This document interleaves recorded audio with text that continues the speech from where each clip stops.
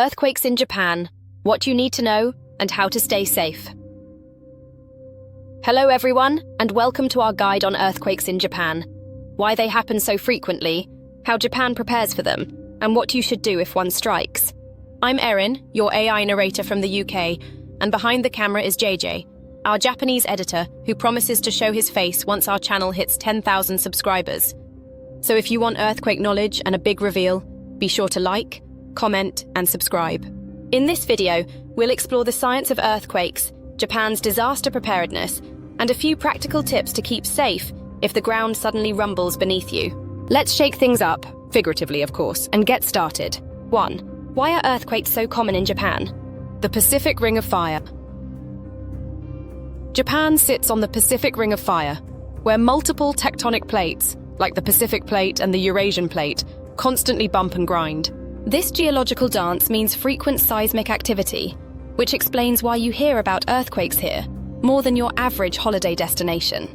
Think of it as Tokyo's version of a lively dance club, but with tectonic plates raving beneath your feet instead of music. Types of earthquakes. Most Japanese quakes come from subduction zones, where one plate dives under another. That can produce deep quakes or near-the-surface events. Sometimes they trigger tsunamis, which is why coastal areas take extra precautions. Don't worry, we'll talk about safety measures soon. 2. Japan's disaster preparedness. Earthquake-resistant buildings. Ever wondered how those tall skyscrapers in Tokyo handle strong quakes without toppling over? It's all about engineering magic, like shock absorbers, dampers, and flexible materials that let buildings sway rather than crack. Newer structures must meet strict quake-proof standards. So if you see a building dancing slightly in a quake, it's not haunted, just saving itself from a structural meltdown. Early warning systems. Japan boasts an early warning system that detects seismic waves. People get alerts on phones, radio, or TV a few seconds before the main shaking hits. It's not a lot of time, but enough to dive under a sturdy table or switch off the gas. If you're dozing off when the alert goes off, you might think it's your alarm clock. Just pray your reflexes are good enough to hide under the nearest desk. 3. What to do during an earthquake, the drop, cover, and hold on method. If the ground starts shaking, don't panic. First, drop to the ground so you're not knocked over. Next, cover your head and neck. Under a sturdy desk is perfect, and hold on until the shaking stops. This is recommended worldwide, but especially in quake-prone Japan. Resist the urge to run outside in your pajamas.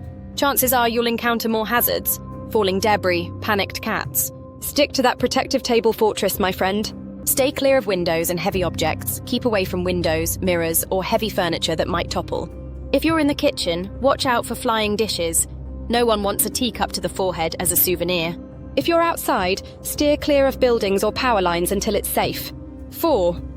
After the earthquake, checking for injuries and damage. Once the shaking subsides, check yourself and those around you for injuries. If you smell gas or see sparks, turn off the main valve or power, if it's safe. Carefully exit if your building is damaged, but keep an eye out for aftershocks. Tsunami warnings. If you're in a coastal region and an earthquake is strong or prolonged, check if there's a tsunami warning. In that case, move to higher ground ASAP. Japan's municipal systems will broadcast alerts, so pay attention to local instructions. Tsunami is not a wave you want to surf. That's an adrenaline sport nobody should sign up for. 5. Being prepared in Japan emergency kits. Many Japanese homes keep a disaster kit with water, snacks, a flashlight, first aid, and a portable phone charger. If you're living or traveling in Japan for a while, consider assembling a mini version. Peace of mind for just-in-case scenarios. Local apps and info. Download an earthquake alert app like Yurakuru, iOS, Android, to get warnings. Also, keep track of local government or embassy notifications.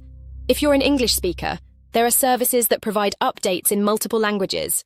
Super handy if your Japanese isn't quake-proof yet. 6. Myths and misconceptions. You should stand in a doorway. In older wooden houses, doorways were strong. But in modern buildings, that's not always the case. The safer bet is drop, cover, and hold on under a sturdy table or desk. So skip the doorframe drama and find that reliable piece of furniture. Japan has earthquakes every hour. While Japan does experience frequent quakes, you're not guaranteed to feel one daily. Some are too small to notice. So relax, you won't be living on a vibrating mattress 24/7. But keep your wits about you just in case. Have you ever encountered an earthquake in Japan or elsewhere? How did you handle it? Share your story in the comments below. Did you do the best drop cover and hold on? Or did you panic run in circles? No judgment, we've all been there. Let's learn from each other's experiences. Remember, subscribe to help us reach 10,000 subs, and we'll reveal JJ's face. Will it quake your world? Only one way to find out? Thanks for tuning in to our earthquake guide for Japan. We hope this helps you feel more prepared and less anxious about seismic surprises. Give this video a like if it gave you peace of mind, and share it with friends who might be traveling here. Until next time, stay safe, stay informed, and enjoy your stay in this amazing but occasionally shaky country. See you soon. Mata ne!